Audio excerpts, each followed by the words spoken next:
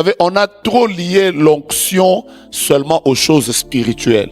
L'onction, c'est seulement pour prêcher. L'onction, c'est seulement pour prophétiser.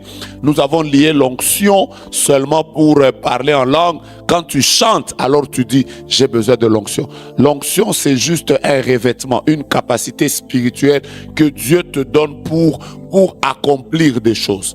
Dieu peut te donner l'onction qui te distingue dans les affaires.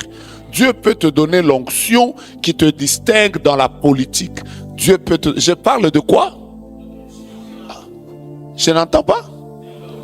L'onction ici est l'une des choses qui emmène la distinction. Par exemple, dans ce texte, vous allez voir qu'on a dit « Ton Dieu t'a oint, ton Dieu t'a oint d'une huile de joie au-dessus de tes égaux. » Que Dieu te donne des capacités spirituelles qui fera que tout le monde est avocat, tout le monde est médecin. Mais quand toi tu fais, les gens sentent que tu as quelque chose que eux n'ont pas. Ça s'appelle... Je vous donne deux témoignages. Le premier témoignage, c'est que un frère un jour, un frère vivait dans une famille où personne n'évoluait. C'est un frère qui était à Lubumbashi. Personne n'évoluait. Je vous donne une histoire authentique. Personne n'évoluait dans leur famille. D'ailleurs, leur papa était mort, à moins que j'ai encore une bonne souvenance. Mais c'est comme si leur maman aussi était morte. Mais c'était une famille très compliquée. Et lui, maintenant, il avait fini à l'université de Lubumbashi. Quand il a fini à l'université de Lubumbashi, il n'avait pas trouvé le travail. Et bref, il est allé rester à l'église.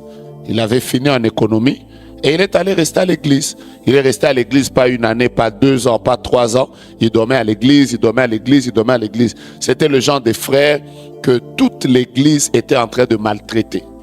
Ouais, l'église les maltraitait, les sœurs surtout à l'intercession, parce que c'est le frère qui faisait tous les travaux. C'est lui qui nettoyait l'église, il soulevait les bancs, c'est lui qui nettoyait la chaire, donc qui nettoyait les toilettes. Donc du coup, c'est comme s'il était la personne la plus marginalisée de l'église.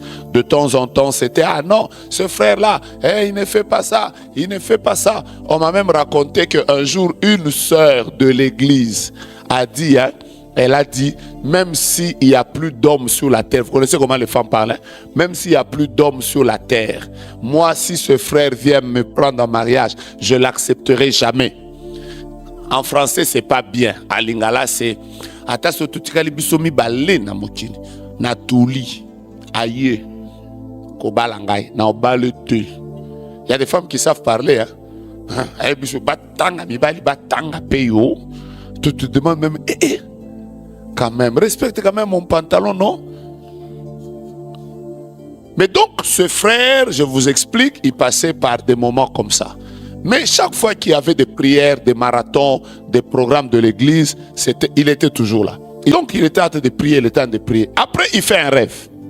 Il fait un rêve, il voit 7 œufs, des gros œufs.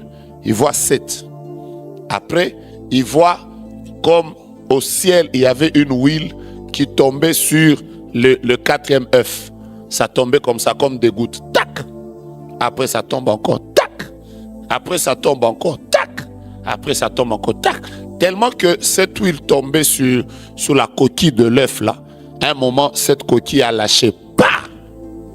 Maintenant, quand cet œuf a éclaté, l'huile qui est sortie de cet œuf là a fait que tous les autres œufs se sont aussi éclatés. Il s'est réveillé comme ça, c'est un songe. Et donc comprenez qu'il est allé voir le pasteur. Il a dit au pasteur, pasteur, voici le songe que je viens de voir. Il avait quand même la grâce d'avoir un pasteur très prophétique. Son père spirituel était quelqu'un qui connaissait l'interprétation des songes directement. Le pasteur lui a dit, vous êtes à combien dans la famille? Il a dit, ah mais nous sommes nés à 7. Après le pasteur lui a dit, tu es le 40e. Il a dit, je suis le 4e. Et donc le pasteur lui a dit, voici l'interprétation. Comme l'onction est tombée sur le 4e œuf, ça veut dire que Dieu passera par toi. Ou l'onction qu'il y a sur ta vie fera que toutes les autres personnes vont être libérées. Et le pasteur lui a dit, toi dans ta vie, ne chasse pas les démons. Ne prie pas pour, demande seulement l'huile. Parce que c'est l'huile qui a éclaté ta coquille. Toi, commence seulement à demander l'huile. Donc le frère a passé des mois et des mois comme ça à dire, Seigneur, donne-moi l'onction, donne-moi l'onction, donne-moi l'onction. Un jour, ils étaient en pleine prière comme ça de jeûne, 7 jours de jeûne. Et ils priaient à la Rouachi. Pour ceux qui connaissent Lubumbashi, c'est quand même des quartiers assez lointains quand même. Donc ils priaient là-bas. Après, je ne parle pas de la Rouachi où c'est construit, c'est bien. C'était la vraie Rouachi là. La vraie. Il n'y a que ceux qui ont vécu là-bas qui savent un peu comme l'idée, comme des camps Louka, pas les camps Louka de maintenant, les vrais. Donc, aux extrémités là. Après, ils sont en train de prier. C'est là qu'était leur église. Donc, dans ces coins-là, ne passez pas les voitures. Hein, on ne voyait pas trop les voitures. C'était la poussière et tout ça. Donc, la poussière, non, à Lubumbashi, il n'y a même pas la poussière. C'était l'argile. Il y avait l'argile là-bas. Donc, ils voient seulement un jour une grosse et une belle Jeep, très fumée, qui est en train de tourner là devant l'église. Après, ça s'arrête là. Le pasteur était à la chair comme moi. Il voit seulement les gens parler avec les protocoles. Tout ça. Après, la voiture passe. Après, la voiture revient. On parle encore. Après, ça passe.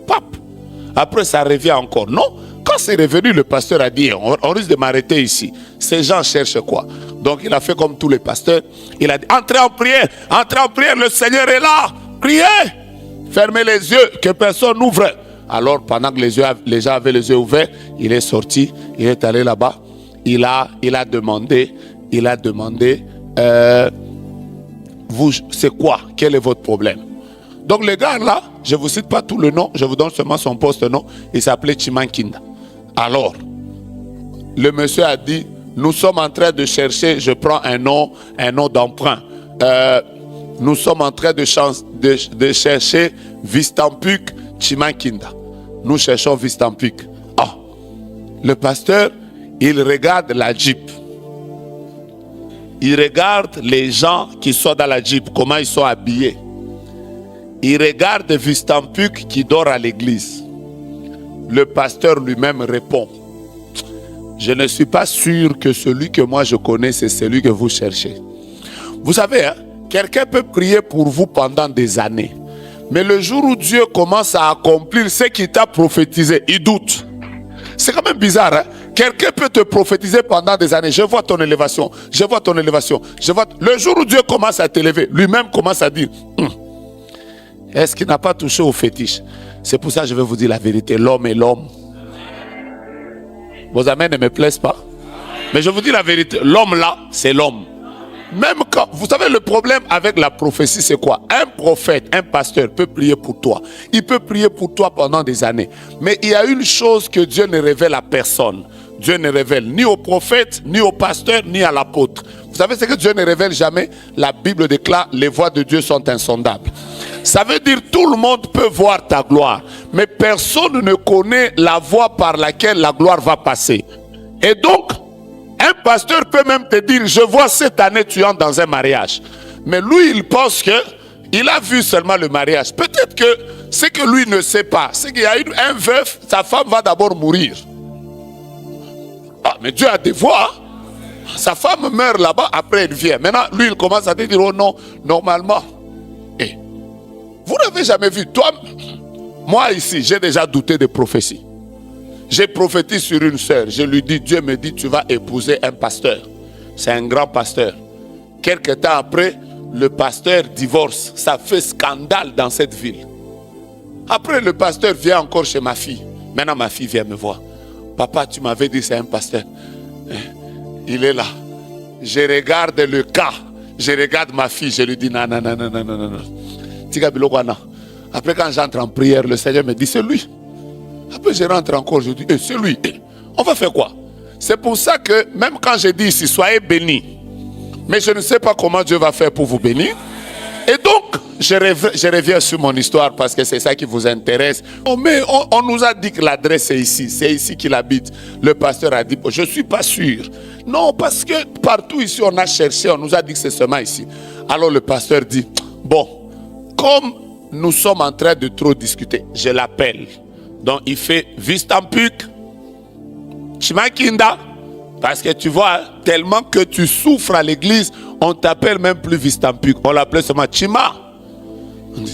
Chima. Alors là, il sort, Chima sort là.